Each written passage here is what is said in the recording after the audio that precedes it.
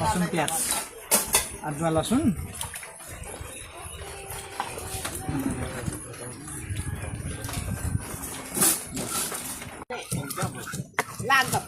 आज मसला पिना ढुङ्गोमा सिलौटामा छ साथीहरू कस्तो एउटा मिक्सर पनि नभएको भन्नुहुन्छ होला साँच्चै नै छैन पनि तर यो एकदम नेचुरल हुन्छ ढुङ्गामा यसरी जिरा मसला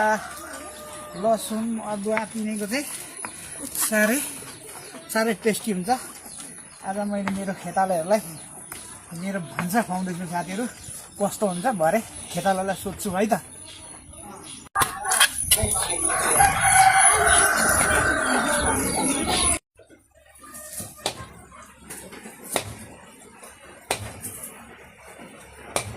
साथीहरू आज स्पेसल डे छ आज असारको 32 गते मेरो मूल घरमा आमाको जिउनी कितामा रोपाइ हुँदैछ साथीहरू मैले त्यही भएर आज अलिकति यसलाई अनौठो नमानिदिनु होला किनभने एउटा नेपालीमा उखान छ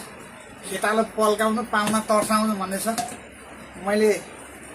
पाहुनालाई चाहिँ अहिलेसम्म तर्साएको छुइनँ खेतालोलाई चाहिँ पल्काइरहेको छु साथीहरू आज पल्काउनुको लागि मैले यहाँ मङ्गलबारे हटियाबाट रागाको यहाँनिर पिस बनाउँदैछु खेतालोको लागि है त साथीहरू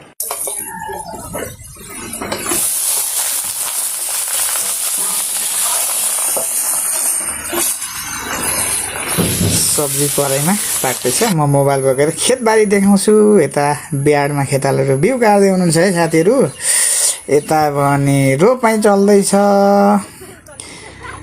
मेरो साइली दिदी मजाले हाँस्नुभयो आजको मेलो लगभग आधीभन्दा धेरै सिद्धिसकेको छ बिहान एकछिन पानी आएको थियो अहिले रह्यो र म बिहाबाट बिउ ल्याएर यता मेलोमा छर्दैछु असारमा एकचोटि हिलोमा पस्नु अरे साथीहरू म त्यही भएर म पसेँ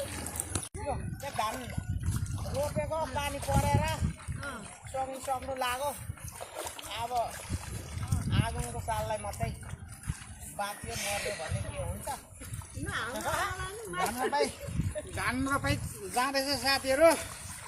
यो हाम्रो आमाको जिउनी किता है साथीहरू यो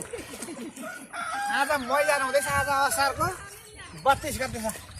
हो रोपा साथीहरू कस्तो छ फाइनल्ली रोपाइ सिद्धियो अब भने म फेरि किचनतिर लागेँ साथीहरू